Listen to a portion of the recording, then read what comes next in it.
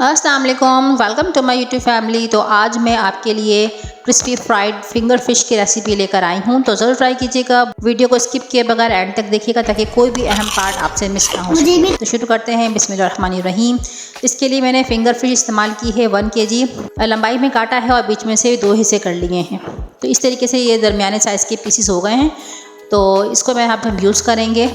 तो अब मैंने क्या करना है, यहाँ पर 2 टेबल स्पून मैदा इस्तेमाल करना है और 2 टेबल स्पून कॉर्नफ्लावर ये ऐड करना है इसमें, और 1 teaspoon chilli powder, 1 teaspoon turmeric powder, 1 teaspoon cumin powder, 1 teaspoon roasted धनिया, 2 पिंच अजवाइन के और जिंजर गार्लिक का पेस्ट 2 टेबल स्पून और 1 टेबल स्पून लेमन जूस और 2 पिंच जर्दे का कलर। इसके बाद अच्छे से इसको मैरिनेट करके मैंने ओवरनाइट के लिए छोड़ दिया था। अगर आपके पास टाइम ना हो तो कम से कम 1 घंटा ज़रूर मैरिनेट कीजिएगा।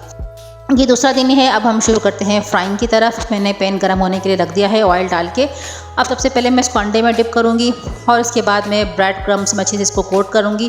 कोटिंग का तरीका आप देख लीजिए, मैंने स्पीड नहीं बढ़ाई है। पहले इसको अच्छे से क्रम का कोट करना है और फिर दोनों हाथों से इसको, आपने फ़िश को टच नहीं करना, आपने ब्रेड क्रम्स को जो है हाथों में लेके इसके साथ दबाना है और इसको घुमाते जाना है। उसके बाद आपने इसको झाड़ लेना है और आप जितने आपको एक पैन में आ सकते हैं उतने ही आप क्रम कोट करके रख लीजिएगा।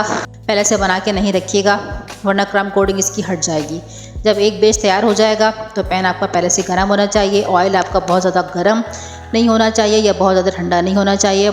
मॉडरेट सी आपकी आंच होनी चाहिए, इतना कि आपका जो है ये तल सके। गोश्त में सबसे ज़्यादा जो जल्दी बनने वाली डिश है वो फ़िश है।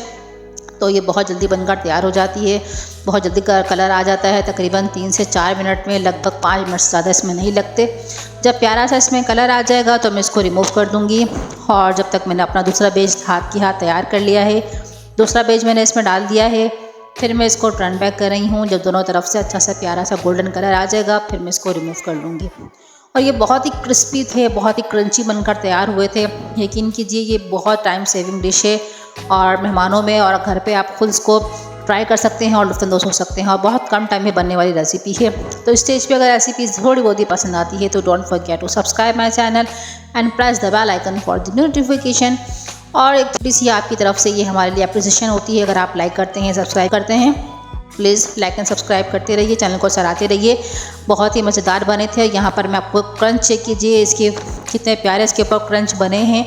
बहुत ही क्रम्बल बने थे। फिंगर फिश बहुत ही क्रम्बल बनी थी। और आप इसको आप मेयोनीज़ के साथ, डिफरेंट सॉसेस के साथ, ग्रीन चिली सॉस के साथ ट्राई कर सकते हैं। आप चाहें तो उबले हुए चावलों के साथ भी खा सकते हैं और आप चाहें तो इसका बर्गर भी बना सकते हैं। तो इस चैनल पर वीडियो पसंद आती है तो लाइक कीजिएगा। मिलूंगे फिर नई रेसिपी के साथ। अपना बहुत ज़्यादा ख्याल रखिएगा, दुआ में याद रखिएगा। अल्लाह नेगेबान।